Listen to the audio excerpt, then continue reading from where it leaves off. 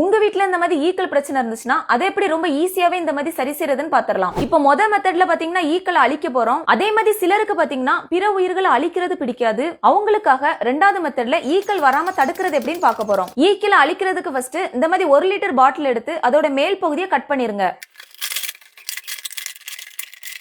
அடுத்ததா அந்த மூடியோட மேல் பகுதியில சின்னதா ஒரு ஓட்டை போட்டுருங்க. அடுத்ததா கட் பண்ண பாட்டிலோட அடிப்பகுதியில இருந்து ஒரு 2 இன்ச் மேல தள்ளி ஈக்கள் போற அளவுக்கு சுற்றிலும் ஒரு 4 ஓட்டை போட்டுருங்க. அடுத்ததா அந்த பாட்டிலோட அடிப்பகுதிக்கும் ஓட்டைக்கும் பாதி அளவு தண்ணீர் நிரப்பிடுங்க.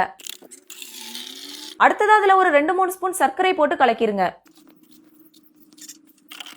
அடுத்ததா கருவாடை கொஞ்சமா எடுத்து உள்ள போட்டு கலக்கிருங்க. அடுத்ததா அந்த ஓட்டை போட்ட மூடி அடிப்பகுதியில இருக்கிற மாதிரி வச்சு டேப் போட்டு ஒட்டிருங்க.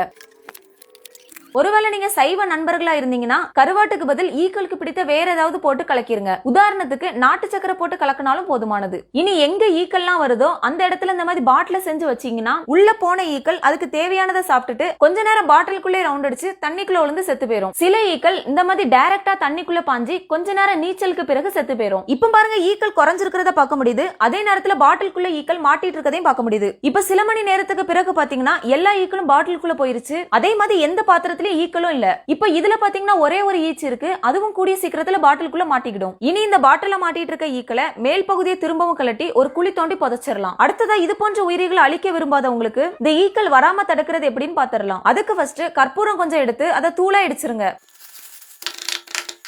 அடுத்ததா அதை அரைவாளி தண்ணியில போட்டு கலக்கிருங்க. அடுத்ததா ஆன்டிசெப்டிக் லிக்யூட் ஒரு மூடி எடுத்து கலக்கிருங்க. அடுத்ததா ஃப்ளோர் கிளீனர் ஒரு 2 மூடி எடுத்துருங்க. இது பாத்தீங்கன்னா தரையை சுத்தம் செய்யற பயன்படுத்துற திரவம் தான். இப்ப நமக்கு அருமையா ரெடி ஆயிட்டு இப்ப இந்த மாதிரி ஈக்கள் வரக்கூடிய தரையில இதை பயன்படுத்தி பாத்திரலாம். அதுக்கு நம்ம வழக்கம் போல துடைக்கிற மாதிரி இதை வச்சு தொடச்சிடலாம்.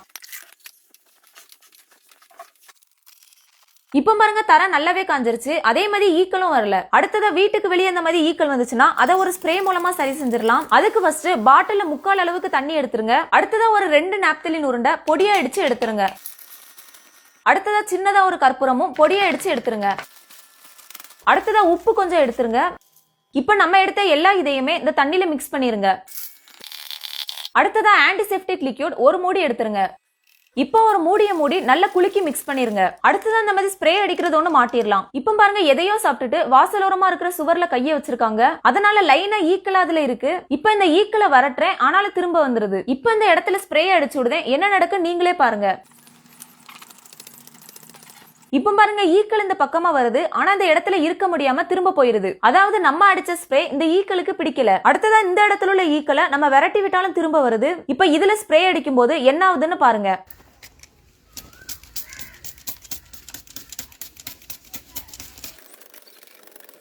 இப்ப பாத்தீங்கன்னா ஒரு சின்ன ஈ கூட இந்த பக்கமே வரல. அப்படின்னா அந்த ஸ்ப்ரே மட்டும் அடிச்சா போதுமான்னு கேட்டீங்கன்னா கண்டிப்பா கிடையாது. அதுக்கு முன்னாடி முக்கியமா ஒரு விஷயம் செய்யணும். அதாவது உங்க வீட்டுக்கு உள்ளேயே வெளியேயும் ஈக்கள் வரக்கூடிய அந்த வெயில் காலங்கள்ல ரொம்ப சுத்தமா வச்சுக்கிடணும். அதாவது பெருக்குமாறாச்சு பெருக்குனா மட்டும் போதாது, தண்ணியால தொடச்சும் அல்லது இந்த மாதிரி வெளிப்புறமா இருந்தா தண்ணியால அடிச்சும் கிளீன் பண்ணணும். அதாவது ஈக்கள் சாப்பிடும் போது ஏதாவது சின்ன சின்னதா கீழே விழுந்தாலோ அல்லது பழங்கள் ஏதாவது சாப்பிடும் போது அதுல உள்ள சாறு கொஞ்சமா தரையில பட்டாலோ அல்லது வீடுகள்ல கோழிகள் ஏதாவது வளர்த்தீங்கன்னா அதோட கழிவுகள் தரையில பட்டாலோ கண்டிப்பா அதிக ஈக்கள் அந்த இடத்துக்கு வரும். அதனால ஈக்கள் வரக்கூடிய அந்த வெயில் காலங்கள்ல தினந்தோறும் சுத்தமா வச்சிருந்தீங்கன்னா ஈக்களே வராது. இப்ப பாருங்க ஒரு ஈச்சு கூட அந்த பக்கத்துல பார்க்க முடியல. இனி இந்த ஸ்ப்ரே தேவைப்பட்ட அடிச்சு விடுங்க. இதே மாதிரியே உங்க வீட்டையும் உங்க வீட்டோட சுற்றுப்புறத்தையும் சுத்தமா வச்சிருந்தீங்கன்னா ஈக்கள் பிரச்சனை கண்டிப்பா வராது.